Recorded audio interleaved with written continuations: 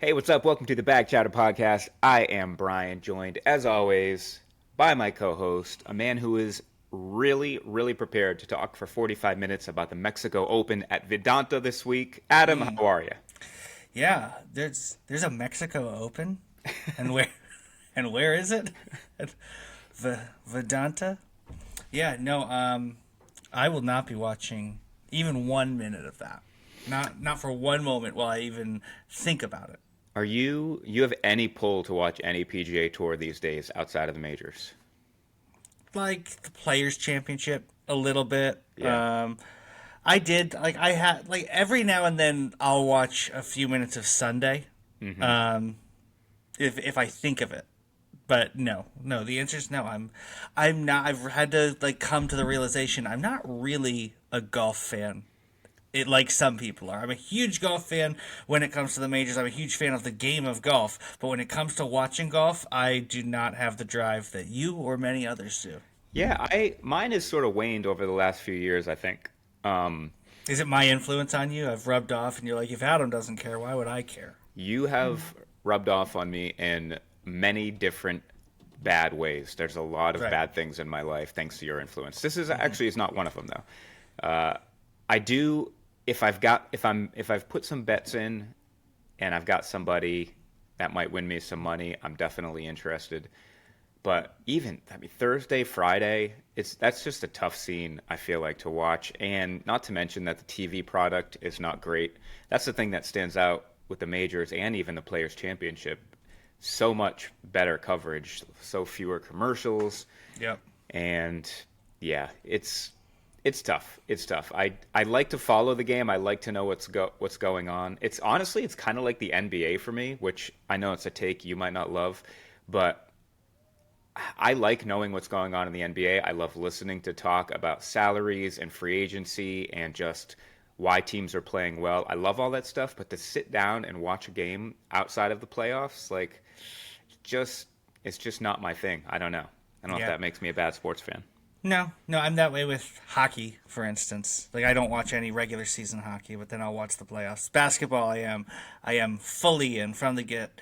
But I think like my biggest issue with Live Hmm. is this. It's not the Saudi stuff. It's not sure I care about that in some abstract way, I guess. But my problem with Live is that I don't care about most of the tournaments that already exist. So if we now have extra tournaments and they dilute both products, I'm just never ever gonna seek that out because I don't even seek out the PGA Tour when I claim to be a golf fan. So Yeah, that's that's the live problem for me. I was doing something a couple weeks ago that I almost never do, which is like flipping channels. I believe it was on a Saturday, and I still have Xfinity cable. I put it on 802, which is CBS for me. I was like, let's just see what sports are on the networks right now. Put it on 802, and then I kind of just was channel up, channel up. At some point, I hit CW and saw that Live was on, and I was like, Huh. oh, okay, wow, Live, all right. Right. And just I was disoriented from the start. Like the colorful leaderboard on the left, knowing it's a shotgun start, I had no idea what hole they were on until I kind of saw at the bottom. It was like this many holes to go. And yeah, I don't know what the event is. I don't care. There's no legacy. There's no history. Uh, kind of in the same boat with you on Yep. live. But anyway, I derailed us there for 3 minutes. We are not here to talk about the PGA Tour. We're here We're to here. talk about a much more important competition that you took part in. That's right. Before we get to my Gap team match, which will take up the bulk of this episode, let me check in with you real quick. We've got 2.5 weeks or Yeah. so until the qualifier. What shape is the game in? How are you playing? How are you feeling? Everything is good right now. Nothing is phenomenal. My driver continues to be where I want it to be, I guess. Um, I feel like so I played yesterday and made four bogeys, seven. I'm sorry, four. I made four birdies, seven bogeys to shoot 73. And it's just sort of sloppy. Like nothing got me consistently. I had a couple three putts. I had a couple poor approaches. Um, and it was a round where I could have shot so much better, it felt like, but it was just sort of sloppy and it wasn't really there. I was playing two balls most of the day, and on hole 12 at Honeybrook, which is a par 5, I hit a second ball both times. I made eagle on the second ball both times. So That's something. I had two eagles yesterday. So that I think that's why I feel like I could have played better yesterday, because I shot 73 with two eagles that didn't count. Hmm. But at the same time, so I feel good. I don't feel like mega confident. I got my pairings for the qualifier. I'm paired with someone who won the Philly Open a couple years ago. He's a +4.5 handicap. Mm. Plays D1 golf. He made the U.S. Amateur last year, and for some reason that made me more nervous than anything has previously, because just the idea of being with someone who's just clearly way better than me. That's a weird dynamic. You talk about golf dynamics all the time. Yeah. I'm already going to be nervous, and I think like half of my brain's just going to be like, don't embarrass yourself in front of this guy. He's going to go shoot 67, and I really don't want to go shoot 84 and lose by 17 shots to a playing partner. Yeah. It's funny because I'm I don't think he is going to care at all about how you play, right? And I think you probably know that too. Outside of like you slowing him up by losing a bunch of balls or taking too long or whatever. Outside of that, how much of his mental energy is he going to take like observing and judging you? Probably very, very little. And I'm not saying that to say that you shouldn't put this out of your head. Well, maybe you should, but it's easier said than done. I just know that I guarantee whether you shoot 85 or you shoot 78, I don't think that's going to change anything about his round. So the fact that his presence changes the way you feel, I get it, but I wish it wasn't the case. Yeah. Floated the idea to you, trying to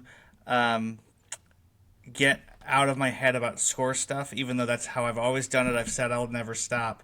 But I played an event recently where it was match play, and I think we talked about this last time, was suddenly like 4 under on my own ball through 12 or whatever it was, 3 or 4 under through 12. And I'm like, well, maybe that's because I wasn't keeping score. So I floated the idea I should just make a hashtag secret match with this guy in my head, and just my only goal for the entire qualifier is just to stay as close to this guy as possible in a match play event, and then you can keep score for me, and just let me know at the end of the day how I did. I don't think it'll work, but maybe I'll give it a try. No, I don't think it'll work either. And also, like when he puts an approach onto the green and you have a difficult punch out, and I'm like, Adam, this is secret match play. You have to take the aggressive play here. That's right. Do we keep the ruse up at that point, or do we abandon it? I don't know. Well, secret match play is very sacred, so of course you keep the ruse up. You don't give up on secret match play just because, it doesn't fit the situation. Just because you're in a U.S. Open qualifier, what? But I guess the fact that it is secret, that's part of the phrase, means that we really couldn't talk about it out loud, so that Right. we would want him to know. I play secret match play against almost everyone I ever play with, so I don't know if that's just something that people do, but if I'm with a decent golfer, it's secret match play. I don't tell them. Then it's not a secret. Secret medal play ever, or always secret match play? A little bit of both. It might even be it's more like secret match, really. It's just a secret match. Gotcha. Because the format is to be determined, depending on the day. However I beat you. That's right. One thing I did want to dive into a little bit there before I get to the gap match. You mentioned sloppy golf. It's something that I've been thinking about a lot, and I actually have been meaning to bring this up to you and haven't. Just kind of thinking a little bit deeper about what is sloppy golf and how do we avoid it. Is it, how much of it is a lack of attention on any given shot? How much of it is a lack of preparation? How much of it is just a lack of execution? How much of it is variance? You've got a 5-iron into a green. you're not going to hit that green as often as if you have a 9 iron in. And so, if all of your 5 irons happen to miss the green that day, was it a sloppy day or were you just a victim of variance? But the reason I bring it up is because I feel like focus and attention maybe is a bigger piece of the pie than I'm willing to admit. And if that's the case, I feel like that is the most fixable of all of those things, maybe, when it comes to sloppy golf. I don't know. When you talk about sloppy golf and maybe how to not play sloppy, what do you think of? I think for me, when I say sloppy golf, what I mean is that nothing feels wrong with anything, and yet you're making bogeys. So, like, there are days when you're just hitting your irons poorly, right? That's not sloppy golf to me. That's playing poorly, And so for me, like, I made 7 bogeys yesterday. 7. That's a lot of bogeys in Yeah. 18 holes. And I felt like I hit the ball great all day. And so where are these 7 bogeys coming from? It's mostly, so I guess it's partly code for short game. Yeah. Yeah. It is a huge part of it. Although even there, I felt like I had some really good saves as well, and I got up and down for birdie on a couple par fives and all this stuff. So, like, I didn't feel like it was horrible, but I think it could be a time when it's like, okay, you hit a great drive, you've got a wedge, and then your wedge shot is not horrible, but you pull it and it's 30 feet long and left, and then a 3-putt, and it's like, okay, that's sloppy. That to me means, like, okay, that it feels so fixable, but obviously that is a putting issue. That's a wedge issue. So in one sense, you could argue that is just playing poorly. But to me, it feels like, wow, all I needed to do was do the basics, and I could have shot under par easily yesterday. Yeah. As you were talking there at the beginning, you even caught it too. It did feel like maybe when we say we played sloppy, it is sort of code for short game. It's that I should have hit that chip, inside of 10 feet and I left it 15 feet. I know I had a long first putt, but I 3-putted instead of 2-putted. I think maybe that is because if you're having trouble getting off the tee and keeping it in play, or if you're just pulling iron shots all day, I don't think we would refer to that as sloppy golf. So I do think it probably has to do more with the shots that you expect to pull off every time. And I guess the closer you get to the green, the higher that expectation gets. I don't know, Right. just something to think about, I think. No, it's interesting. So I think are we moving to the gap Sure, matches here? sure. So I think you did something. We were talking to Mike from Chasing Scratch on Marco Polo, and you gave a really nice description of the gap matches. And Mike said that, hey, that really piqued my interest. And I've known what the gap matches are, but I had a hard time understanding fully the history and how cool they are. So I think it's really important for you to give our listeners a quick rundown of what this actually is, so that they can understand what a cool thing you took part in. Okay. Adam, that's only the second time anyone's ever given me a compliment that I've explained something well. So I'm really gonna Pulled go into a hard. tie with the putting. No, I'm a great explainer. I get that all the time.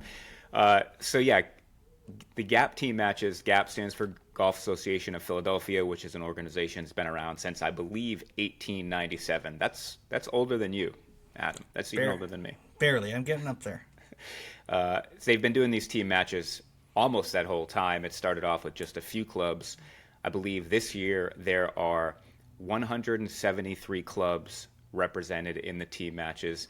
Most clubs have more than one team, so there are 400 total teams in this competition, and they are put into different divisions, and then inside each division there are multiple 4-team pods, or sections they call them.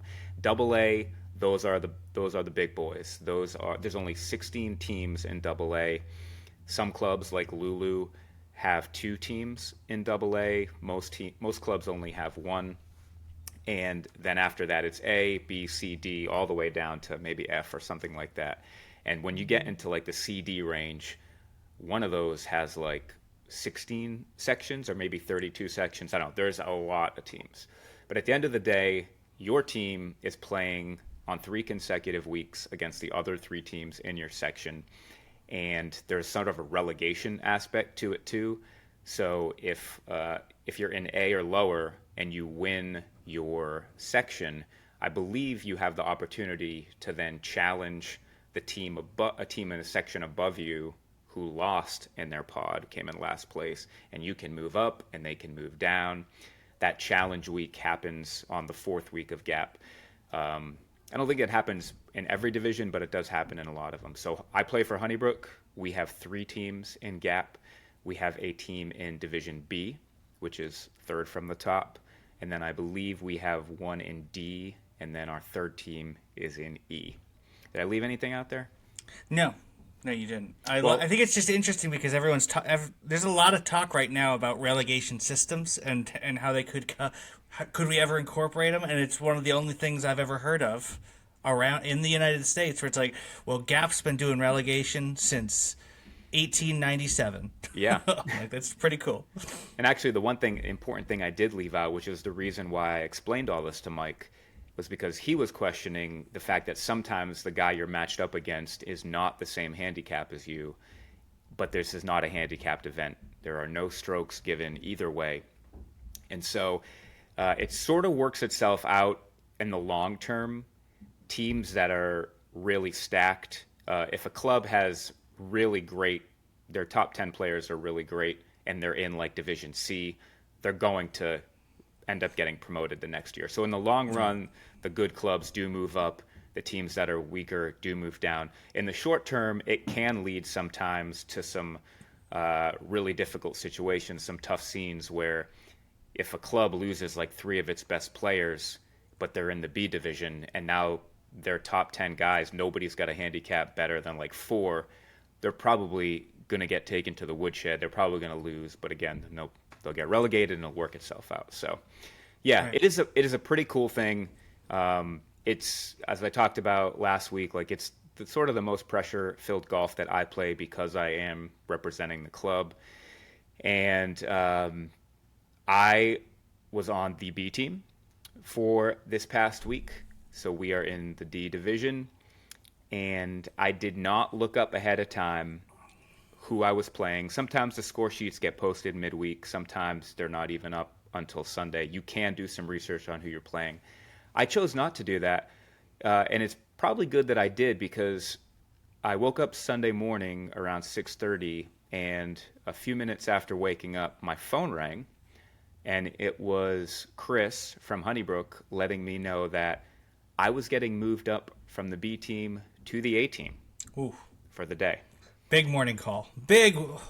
That's the way to wake up. Huge morning call. Was not even halfway through my first cup of coffee. What do you think was my reaction to that call? I think he said. I think he said this is going to be a lot harder to pretend that I'm not competitive about it. I think it added pressure for you probably internally. It had to. Yeah, it did a little bit. It also sort of took a little bit of pressure off with the expectation of like I'm a B player playing on the A team. Like I'm literally the worst guy on the A team. I had to slide up because somebody couldn't play. So, in the one sense, Sure. I did feel like the expectations of me were lowered. But then on the other hand, it was like if I'm going to get any points for the team today, I'm going to have to play much better than I thought I was going to have to play. Right. 10 minutes ago. Yeah, I would have loved that call. Yeah. Just because I just want, like, that's a no-lose situation for you. You get bumped up to the A team, next man up, you go earn a point for the A team. You're a hero, Brian. Yeah. That's what you are. You're the highest of highs. So I was going to be playing at home. I was still playing at home. That didn't change. I just was teeing off a half an hour earlier. Got to the course, and as I was warming up, a guy approached me. It's a hit from right beside me at the range, and I instantly recognized him. Do you remember the story of when I played in the Mid-Am qualifier at Coatesville, and on my 5th hole, I hooked one that was right on the OB line, and the official had to come out with a string and Yes. pull the string. And I have a picture on my phone of the official pulling the string, and one of my playing competitors is kind of holding the string in the picture looking at me. That's Drew. Well, that's who walked up to me at the range, was Drew. So I was like, hey man, I think we've played together before. He's like, oh yeah, were you the guy who drove the ball that was just out of bounds on the string? I was like, that's me. That's how people remember you. Old stroke and distance Elaine. That's what they call him. I'll have to post that picture on Twitter just for context for people. My goal in that qualifier was just not to finish in dead last, and I finished second to last. But I was actually going okay until that derailed me a little bit. But that's a story for another time. I did chat with Drew a little bit on the range. Told he's from Kennett, and so he's like, oh, maybe we're playing against each other. He's like, what tee time are you? Turns out we were not in the same tee time. And he's like, okay, he's like, you're either playing Pat. He's like, good luck if you're playing Pat. I was like, okay. All right. A very, very sportsman. I mean, he didn't say it in a way that was like trying to get in my head or anything. And it turned out I knew why he said that. He said, well, you're either playing Pat or you're playing this other guy, Keith. He's the lefty over there. And I was like, okay. So got to the first tee, playing with Greg Blackburn from Honeybrook, a guy who I've known for years as a member, but I don't think I've actually ever played with him. Super nice guy. Great guy to spend 4 hours with. Yeah, he and his brother torched Jeff and I in the member guest last year. He's why we didn't get out of group on the final match of member guest last year. They beat us like 7-up or something. You're not 7-2. You're not thinking of Greg Bender, are you? I am. All right, Okay. cool. Thank you for asking. That's exactly who I'm thinking of. Just didn't want Greg Blackburn to be listening and be like, I don't even have a brother. What's going on here? You know what? This has been a terrible aside. Please continue your story. Also, that Greg and Jeff Bender may be cousins and not brothers, but I'm not. You might be right about that, though. You know what? I regret everything. I regret ever starting this podcast in the first place. It's all right. This will go into the blooper file. Don't edit this out. Just delete the podcast. I regret so much. So yeah, I got to play with Greg Blackburn. We get to the first tee. We get handed our scorecards. I find out that I'm playing against Keith and not Pat, which I guess was a good thing since I had been warned about Pat. All right, so I'm going to take you hole by hole here. Here's how Gap works.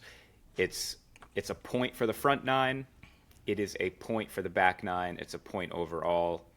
Greg is doing the same thing against his opponent. And then we also have a team better ball going at the same time. And again, that's one for the front, one for the back, one overall. First hole, Keith and I both have birdie putts. Mine is maybe 3 feet longer. I just miss it. Tap in par. Actually, he gave me the par. And he just missed his. So no blood there. Meanwhile, Pat sticks his approach to 6 feet, and Greg misses the green short on his approach. But he rolls in a putt from off the front of the green for birdie. Okay. And then Pat hits his 6-footer. So they actually have their hole with birdies. Mm-hmm. Wow. That's intense. An intense first hole. What was the feel you got like for the guy you're playing? Like are you looking at his swing and are you like oh, this is going to be a long day? What's your feel on hole one? Well, I will say he was very chatty on the range. He was like 6 people down from me, but he was talking a lot. He was telling a story of a recent round he played, and I heard him say the word birdie a lot. And so I was like, okay, this guy apparently can make some birdies. But I also could tell the way he was telling it, it was like this is one of his better rounds ever. At least that's what I was gleaning. So whatever. I knew he was pretty chatty. And then through the first hole, he was very talkative in a super friendly way. So I think I kind of like that. I think I would rather, you know me, I'm all about the hang. So yeah, you're just trying to make friends out there. You don't even want to win. It's fine. Yeah, and he was like, he just seemed like a cool person, a nice person to play golf with. So I was happy about that. He was a lefty, hit the ball okay. Nothing wowed me about his swing. Pat, on the other hand, was like had this incredibly long, wide, slow, beautiful move on the ball. Like it took like 3 shots, and I was like, okay, this guy is glad I'm not playing him. But yeah, so we tie the first hole all around. Get to the second hole, the wind is blowing. It's a typical prevailing Honeybrook wind, blowing right into you on 3, blowing left to right on 2. My driver, I can tend to lose a little bit to the right sometime. So I thought, you know what? I've been hitting this 3-wood so well, and I know you sometimes choose to hit the 3-wood on 2. I'm like, I'm going to hit the 3-wood. I can usually keep it from fading more. Well, I hit what I thought was a butte right off the club face, right down the center of the fairway, but it had just a little bit of fade on it, and the wind just took it and took it and took it. And halfway out there, I knew this thing is not staying up. It bounced, as many bad drives often do, right on that downhill bank. Did not see a splash, but did not see a bounce. So we figured it was probably dead, sure enough. I got over there. I could find it, but it wasn't in the water, but it was in like one of the worst lies ever. Could barely identify the ball. So that sucked. Then I was like, should I have not hit the 3-wood? Should I have hit the driver? A little bit of second guessing. I ended up just trying to get a pitching wedge on it, popping it out into the fairway, which I did. And then I put a wedge on the green and had like 30 feet for par. Missed that. I think I had 4 feet or 5 feet maybe, put a coin on it, but Keith got in for par, so it didn't matter. All right. So I'm one down. One down. All right. So it's one bad swing. Sounds like it's one bad swing. That's all it was. One bad swing. Greg and Pat both made pars. Get to the third hole, par 3. It is right into the wind, 180 into the wind. I'm wondering if my 5-iron is going to get there. I still don't have confidence in the 4-iron. Side note, am I going to ever get confidence in there, or should I take it out of the back? Like, we need to talk about this at some point. I feel like this is completely in your head. Yeah. Because you had for a while I understood it because it was like a driving iron, so it was something totally different. So you hadn't worked that out. Now you have a 4-iron that matches the rest of your set. It's not different than your 5-iron. So it is slightly different, obviously. But if I handed you the 4-iron and told you it was a 5-iron, you'd hit it fine. It's just in your head. That's my opinion. All right. So next time we're at the range together, if I don't take the 4-iron out to hit balls, you take it out and hit me somewhere in the small of my back. Okay, that seems reasonable. Anyway, I did hit the 5-iron. I tried to get more out of it than I should have. Pulled it left of the mounds, left of the green there, which can be a lot of trouble there on that third hole. Actually hit a pretty good pitch shot back onto the green. Gave myself about 25 feet for par. Rolled that one 4 feet, 3.5 feet, 4 feet past the hole. Put a coin on it. Keith had missed the green short right. He chipped up to maybe like 8 feet and hit a par putt that was dead in the center the whole time until right at the end it wasn't. Just leaked right. He couldn't believe it. Greg gave Pat his par putt, which my coin and Pat's coin were almost side by side. Mm-hmm. Greg gave Pat his, and Keith told me later, actually, that after he did that, he was like, yeah, pick yours up too. The pin was in the front, kind of on the left, sort of on that slope there. Mm-hmm. And I was like 3.5 feet above it. Like, it was not, he probably shouldn't have given it to me, but he did. Right. And so we ended up having the hole with bogeys. Greg and Pat both had pars. We skipped the fourth hole, as we always talk about, get to the fifth hole, and both of us are on the green in 2. Pat has a 30-foot downhill putt. He leaves 4 or 5 feet above the hole, maybe 4 feet. I wasn't going to give it to him, but I did at least think about it for a second, especially after what happened on the last hole. Mm-hmm. I hit a pretty good approach in, had about 18 feet for birdie, just missed it. So he gives me the par putt. He steps up for his par putt and slides right by the hole. So he gets in for bogey. I win the hole. our matches You've back to evened even. it up. You've evened it up. I sure have. Meanwhile, Greg makes a par, Pat makes another birdie, and Pat's off to the races. We get to the sixth hole. The pin is in the back right, and I hit a pretty crappy drive, a good iron to get on the green, but I was sort of on the left side of the green, had like 60 feet for birdie. Meanwhile, Keith, I believe, misses the green and then chips up to about 20 feet. My 60-foot putt for birdie is maybe the worst putt I hit all day. I just read it wrong. It went right. I thought it was going to go left. I left myself with like 12 feet for par, and then Keith steps up and hits the 20-footer for par. That hurts. That hurts. Can I ask you something? Yeah. Was the putt you hit there, was it better or worse than that time when we were at Glen Mills and you were on hole 2 and you hit a 30-foot putt 95 feet? It was slightly downhill, but you hit a 30-foot putt 60 feet past the hole. It's funny. When you think of your worst putts that I've ever hit, instantly my mind goes to direction and misreads. Yeah. But no, that was the worst putt I ever hit, and Yeah. it was good. It was a decent line. It was a good line. It burned the edge on the way by. I don't know what. My gosh, I'll never forget that putt till the day I That's die. the most upset I've ever seen you, because you four putted just because you missed the first one by 60 feet. That's weird.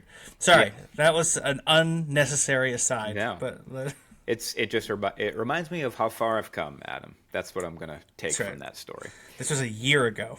No, year and a half.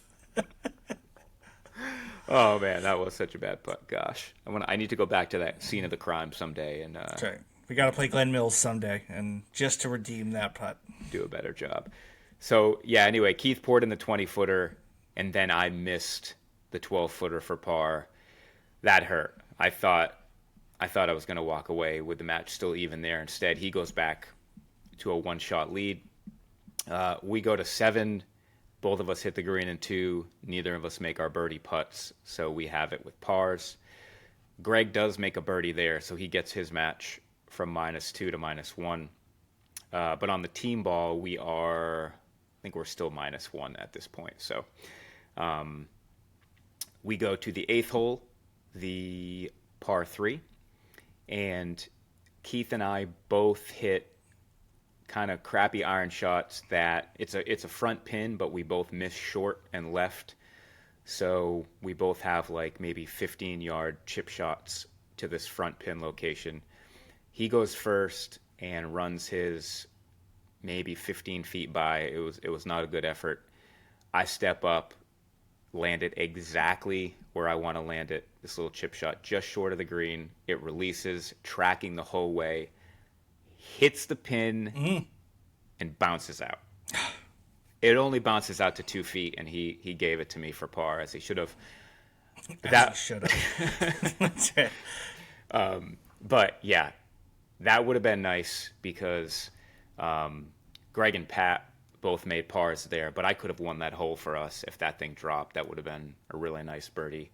Yeah. Instead, I make 3, and Keith has, again, like 12 to 15 feet coming back to tie the hole. Well, he misses left. And so just like that, we're back to even. And now we have 2 holes left on the front. We've got to play 9, and then we've got to play 10. So we go to 9, and I hit a kind of a crappy drive that from the blue tee. The other thing that I didn't realize was that because I was playing on Team 1, which is in the B division, anybody in B division and up has to play from the blue tees. C division and down plays from the whites. I didn't realize that till the first tee, and like, as you might have guessed, instantly my thought was like, crap, hole 14. Like, I would have been practicing all week from the blue tees because it is such a different look of the hole than from the white tees. So that was my first thought. And 9 and 18, the tee box has a different feel too, but it's not that much different. Yeah. But my drive on 9 leaked right, as it always does. And I didn't clear those mounds there, so I kind of had the ball below my feet, a hanging lie, if you will. I will. Okay. I hit an okay iron, but it was not a great lie. Left it short, hit a sloppy chip up, and had a long run at par, and it didn't fall. Tapped in for bogey. Keith made par, and now I'm one down on the front with one to play. Okay. All right. You're fighting. You're fighting. Yeah. Greg made a sloppy bogey there, unfortunately, as well. Pat made par. So on the team ball, we were 2 down, and Greg was now 2 down as well. We get to our final hole, hole 10. Again, I'm 1 down. So I'm like, if I can pull out this hole, I can have the front. I can earn a half point. I'd love to get on the board with that. They had the honors. The pin was in the back, into the fan. It was 210, probably playing like 225. It was a stout hole. Keith steps up first with, I believe, 3 wood. Hits it to 15 feet. Ooh. Yeah. Ooh. Maybe That's his golf best shot. swing. Yeah, it absolutely was. It was maybe his best swing of the front 9. That was a little bit deflating. I hit a 3 wood not nearly as well. I didn't pop it up, but I almost did. And the wind just got a hold of it. I ended up like 20 yards short and left of the green. I had a mediocre pitch on and 2-putt for bogey, but he just cozied one up for par. And that was the front. I lost the front 2 up, or 2 down.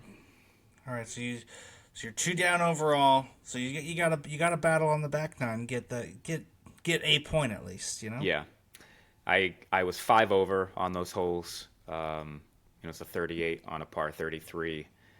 Not going to get it done. Not going to get it done probably on the second team either. No doubles, but just not great golf. So we go to our 10th hole, which is the 11th hole. I hit one of my worst drives of the day, kind of flare it out over to that electrical box. Yep. Near 10T. I got a tree half blocking my way. I try to hit this 5-iron, thinking it's going to miss the tree. It clips the tree and shoots left into the fairway, like 70 yards from the green. Meanwhile, Keith hits his approach onto the green to like 25 feet. I got 70 yards out. I've been practicing my little baby wedge, 65, 75 yards, as you know. I had lost that shot for a while there, but I've been working on it, and I clip a pretty good one. This pin is in the back center, and I clip one that rolls a couple feet to the right of the hole and settles up on the back of the very back of the green. Yep. Maybe like 18 feet from the hole. So pretty severely downhill from back there. Yes. Meanwhile, Pat hits my second shot that clipped the tree and bounced into the fairway 70 yards from the green. That's where I was, right beside Pat's drive. So he actually went first, because I almost made a joke at that point about, hey, Pat, I got you on that drive. But then I decided not to, because I'm not sure that would have been funny. It's 50-50. You could have, Yeah. with perfect delivery, you could have pulled it off. But You're you right. weren't in that. You weren't in that headspace. You were in golf headspace. Yeah. Pat also hit his approach almost to the same exact spot. Our coins were maybe a foot away, but his was just a little bit further. So I watched him hit his putt, kind of did what I thought it would do. Meanwhile, Keith was just outside of me on a different line. He rolled his putt up, missed it, but it was a gimme par. And then I stepped up over this 18-footer, slippery downhill, knowing the next one didn't matter, poured it right in the heart. Oh, what a moment. What a moment. What a par Fantastic. save. That's a working man's par, is what they call that. Absolutely. So, It's the opposite of sloppy, is a working man's par. yeah, and I feel like Greg might have said that exact same thing, actually, literally. But Greg's really smart, so you should be happy about that. Yeah, he and his brother are both very smart. So we're even on the back through one. We go to hole 12, the par 5 down the hill. My drive leaks right, catches a little bit of cart path, so I get a little bit extra out of it. I, but we're there's pretty clear I'm not going to reach the green from where I am, and so I decide to lay up. I hit a 7 iron, pull it a little bit into some thick rough, which I was really annoyed by that because if I'm in the fairway, I've got 120 in, feeling pretty good to a middle of the green location on this pin. Instead, I pull it into thick rough, ball a little bit above my feet. I try to hit a gap wedge in, and I hit it like 20 yards short. It's right on the line of that left green side bunker, but it doesn't even get there. Stays in the rough. So I chip on, hit a decent chip to about 15 feet. So I got a 15-footer for par. Meanwhile, this is just rinse repeat for Keith. On in regulation, just misses his birdie putt, tap in for par. So he makes 5 on the hole. My putt is on a similar line as Greg's. I watch him go first, kind of see what it does. It's the pin is sort of up. I guess it's more up front, sort of on the right where that little bank plays a role. And so I'm putting back towards the fairway. It's gonna go downhill and move to my right. And I hit it with a little too much pace, but on the perfect line, hits the center of the cup and drops. Oh, wow. For back-to-back 15-foot plus par saves to have a hole. All right. Fighting. Let's go. Let's go. I'm feeling pretty good about this right now. I'm starting putts on my lines. I'm hanging in there. I'm starting to wonder exactly what Keith's handicap is because he's just like I can tell it's probably better than mine. He's just really solid. He's not making any mistakes. I think, he bogeyed 3, and it was because his 8-footer just barely missed the cup, and we have that hole. He bogeyed 5, and it was because of a 3-putt, and I won that hole. And then he bogeyed 8 because of another bad chip, and I won that hole. So it's like he's made 3 mistakes, and I've capitalized on 2 of them, but that's right. it. Those are the only mistakes he's made. Yep. We go to the par 3, and I get on the front of the green. Pin is middle. Keith is also on the front of the green. He cozies up his birdie putt to give me range. I hit one of my worst putts of the day. I didn't hit too many bad putts. This one I had the line, but I left it like 5 feet under the hole. And then I missed the par putt. Dagger. Unbelievable. So I go one down with a bogey there. Now we get to Amish corner. Now we get to 14 tee box. When you're playing the blues on the 14 tee box, it adds, I don't know, 40 yards maybe? 40 yards, and it's a worse angle. It's a very intimidating golf shot, if it matters at all. Yeah.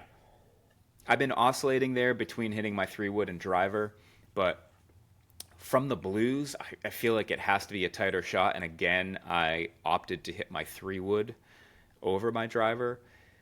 To carry that junk that's sort of in front of you from the blue tees, what would you say that is? Maybe like 195, probably. Yeah, 200. I would have said like 200, 210 maybe.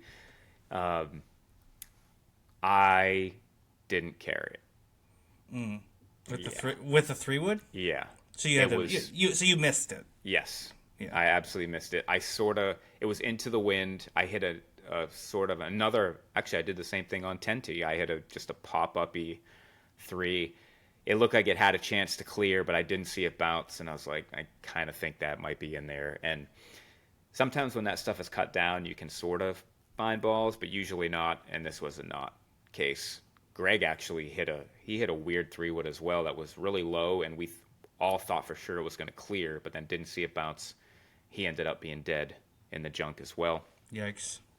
Yeah, not a good scene. Are you guys upset because you've embarrassed Honeybrook at that point, or how do you? Well, I'm kidding. It's jokes. Now that you mention it, there were some tears. No, at this point, Greg is not playing his best golf, and this guy Pat is just kind of a machine.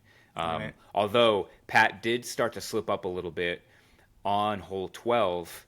Well, he made a comment on one of the holes on the front. He was in a bunker.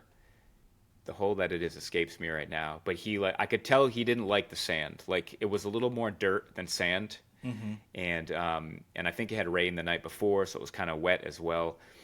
We got to hole 12, the par 5. He was greenside in a bunker, and he didn't blade it, but he caught way too much club and shot it over the green, over the car path, and he was not happy. That was like his first real big mistake. And then on Amish Corner on 14, he had a great drive, but it did catch that center line bunker there, 50 yards short of the green. And this time, probably to compensate from what he did last time, he caught too much sand / dirt and left it halfway short of the green. So he was running a little bit hot there. He actually made bogey, but Greg couldn't capitalize because of his drop shot off the tee shot. So Greg made bogey as well. I did scrape together a bogey, but he gave me like a 6-footer that didn't matter because he got in for par. Keith got in for par. All right. So at that point, I am now 2 down on the back. We go to the par 5 15th.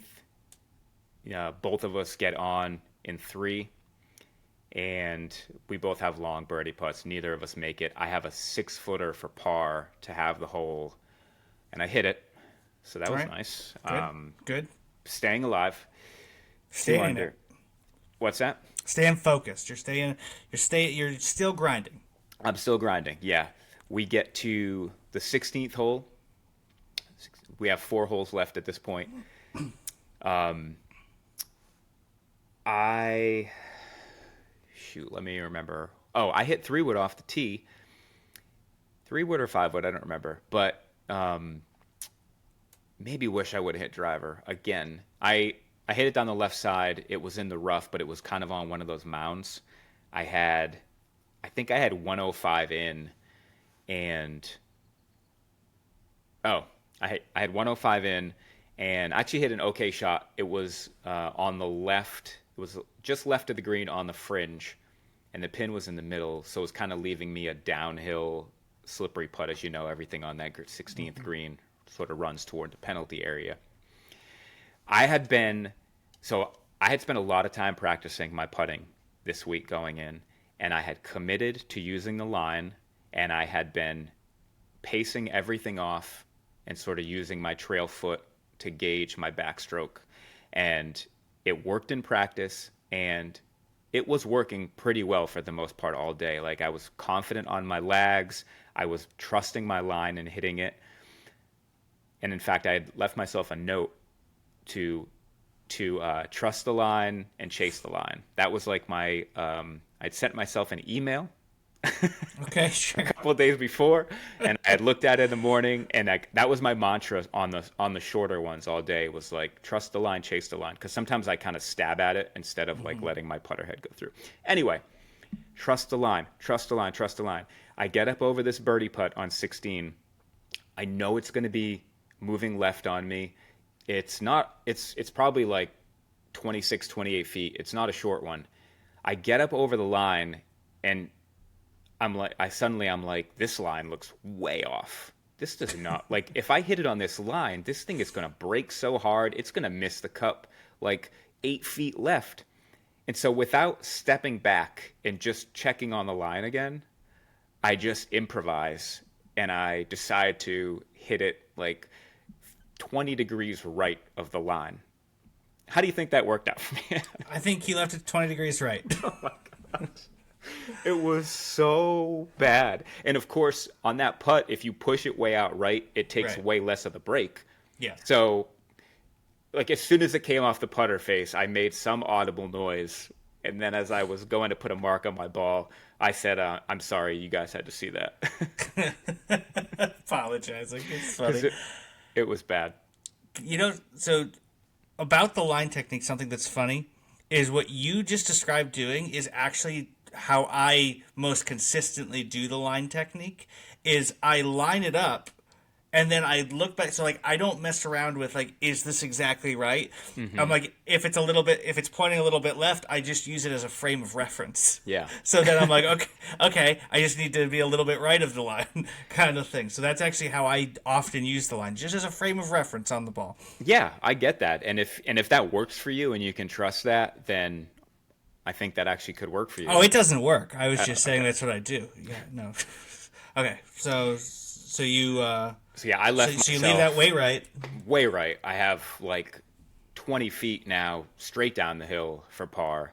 So I put a coin on it and I'm like in my head a little bit. Meanwhile, Greg thought he hit a good approach in, but it got stuck up in that rough between the bunker and the green and just released onto the green. So he's got 25 feet. He was like, Brian, what do you see it in this? And so that point I was like, you sure you want me to chime in on this, considering the putt I just hit? And everybody laughed at that. And Keith was like, I'm glad you said something because I was going to say something if you didn't. So it was a little moment of levity. You made friends. You were a good hang. That's all that matters. And that's all that matters. Uh, Greg actually, yeah, he didn't hit a great putt. He got in for par. Pat made birdie again. And Keith, again, just lagged his birdie putt up to 2 feet. I gave it to him, and I missed the 20-footer down the hill. And that put me 3 down with 3 to play. On 17, the 18, and on the then back. on the back, yeah. At that point, the overall match, I think, might have been over. But now I'm dormy. I got to play 17, 18, and 1. We go to 17, the par 3. It's the blue tee boxes that are way in the back. Actually hit a really good 5-iron that released. It was a back pin, but this released all the way to the back of the green, leaving me maybe 22 feet or so. Keith just missed the green right in that little bit of rough between the green and the bunker. He hit a tidy chip down to give me range, as I remember. And I gave a good run to my 22-footer, but it just didn't move as much left as I thought. It rolled a couple of feet past the hole. And yeah, I got in for par, but that was it. That was the match. We ended up playing the next 2 holes anyway.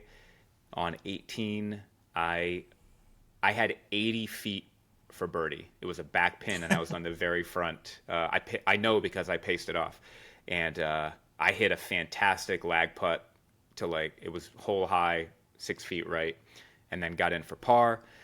Meanwhile, Keith made a bogey. Didn't matter. And then we played number 1 again, and I just missed my birdie putt, tapped in for par. Keith made another bogey. Didn't matter. Keith made 13 pars and five bogeys all day, 2 of which were after Wow. the match was over. So he only made 3 bogeys. I won 2 of those holes, have the other one. And as we were talking afterward, he said, I'm kind of a terrible person to play in match play. He's like, I play boring golf. I make a ton of pars.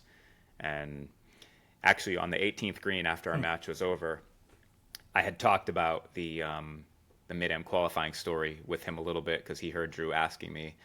And I told him how I did it because I was a 7 handicap and that was the lowest you could be or whatever, the highest you could be. And he was like, oh, you mentioned that you were a 7 handicap. What are you now? And I said, oh, 6.4 or whatever I am. And I said, what are you? He said 1.9. And I was like, oh, okay. Yeah. Yeah. Or he maybe said 2. I looked him up later. He was a 1.9. But yeah, I don't know that would have helped or hurt me knowing I was playing a 2 beforehand. But I got skunked. And it turns out Pat McRae, you can look him up. He plays out of Kennett as a plus 3.9.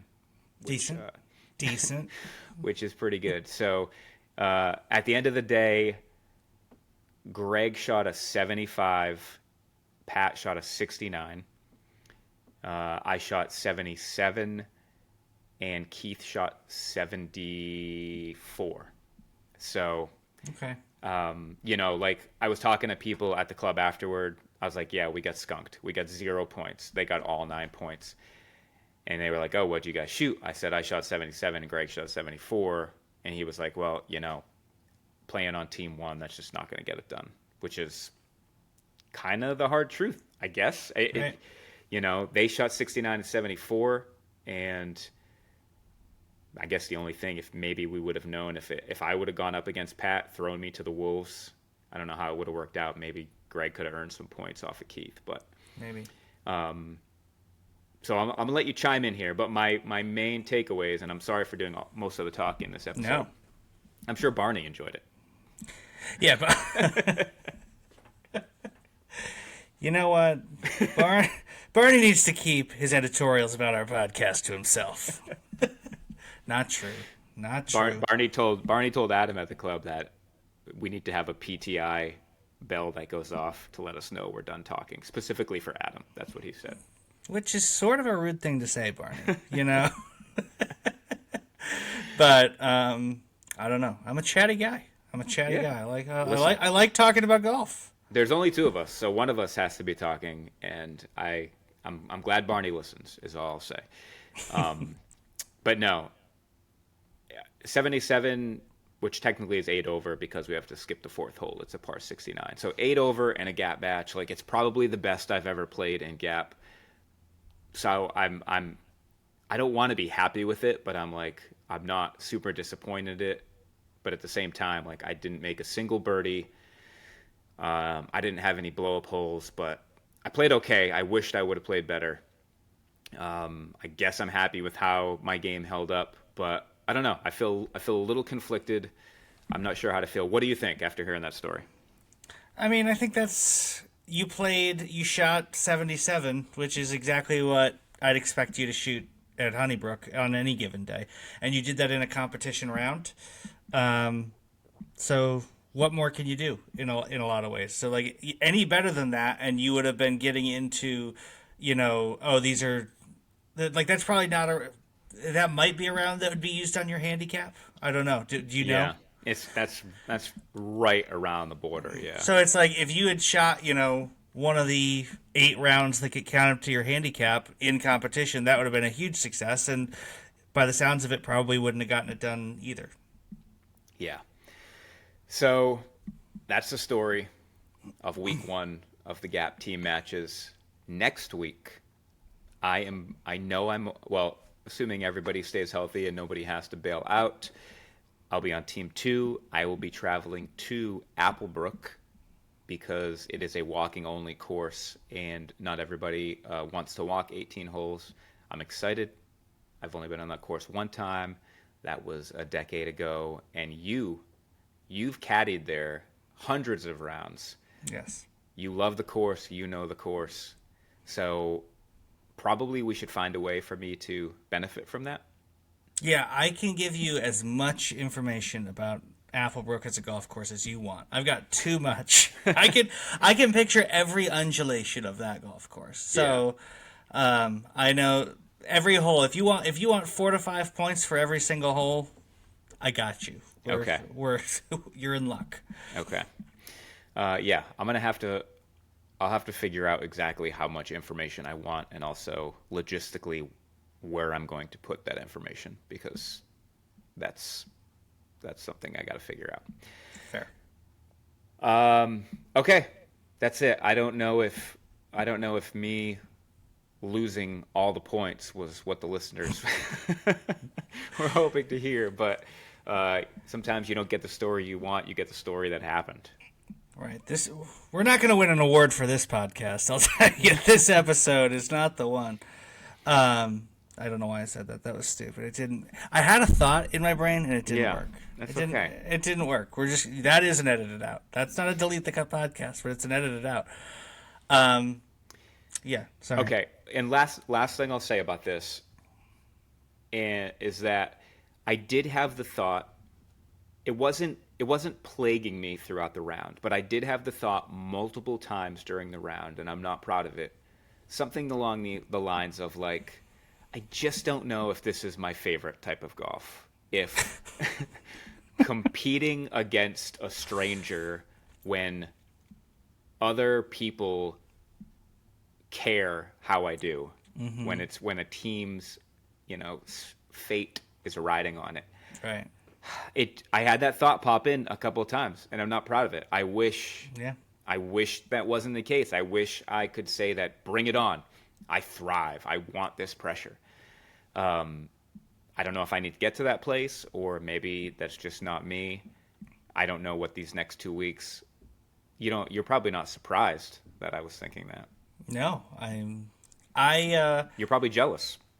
I'm not jealous. I would, again, as we've talked about, I would hate that mindset. No, so I mean, you're much. jealous of the opportunity I had, not the fact that I was thinking that.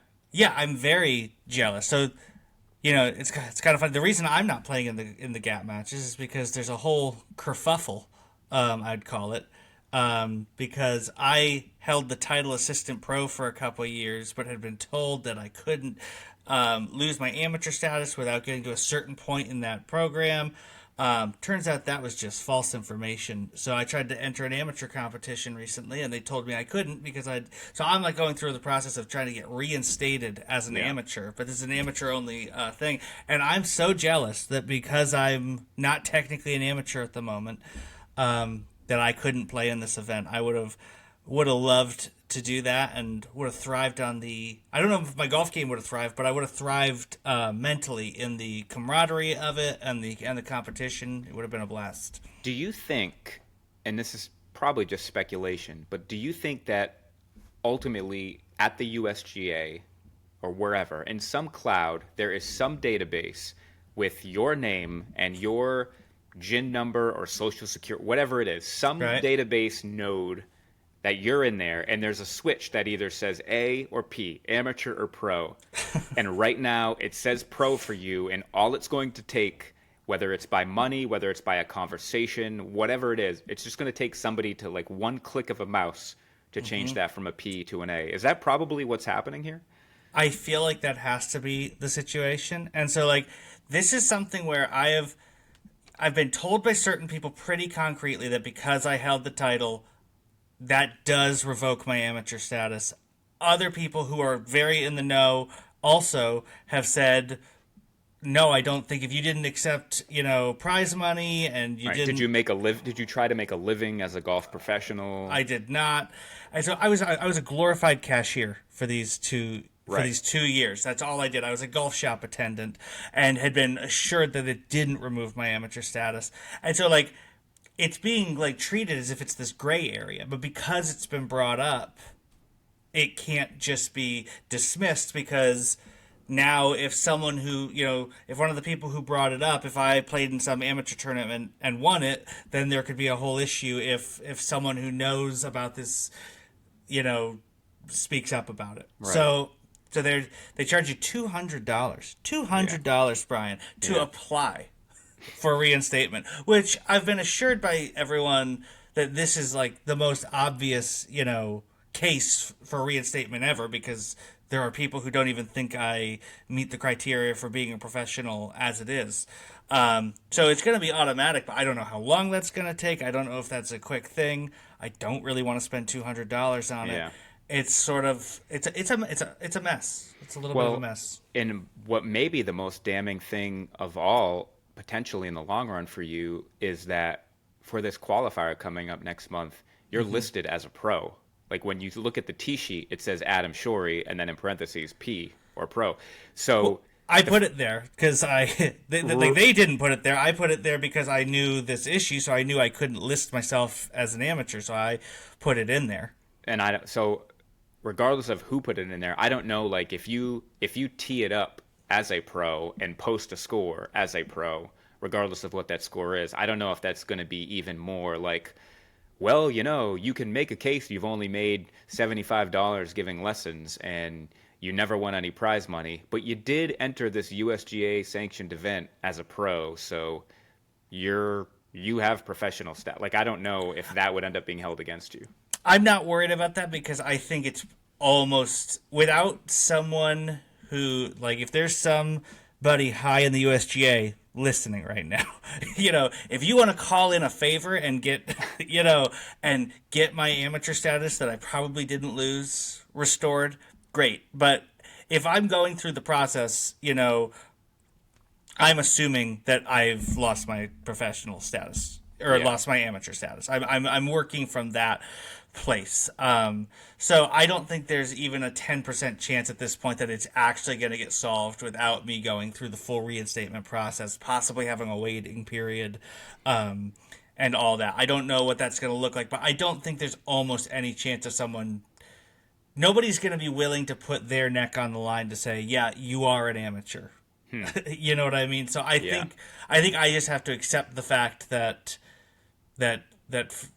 through misinformation I did lose my amateur status, and now it'll get restored at some point in the near future. Well, you know, if any, like Adam said, if anybody listening to this works for the USGA or knows somebody or has a connection to somebody at the USGA, possibly if this conversation ends up falling onto the right ears, maybe somebody can flip that switch. I don't know. Or at least maybe they can fast track your application to get it changed sooner because it seems like you are dealing with an organization that has thousands and thousands of members and Yep. hundreds of different responsibilities of governing the rules and putting on tournaments and them dealing with your amateur status. I don't know that that's really in their top priorities, so No, low in the pecking order, I would say, probably. probably. But as this podcast continues to grow, the rising tide will lift all ships, including That's their it. amateur status. Hopefully, by the time this podcast is huge, this is in the rearview mirror. Yes. All right. Well, thank you. Thank you for taking this journey with me. Let's prep for Applebrook, and let's hope next week's story is a little better. Yeah, can't wait.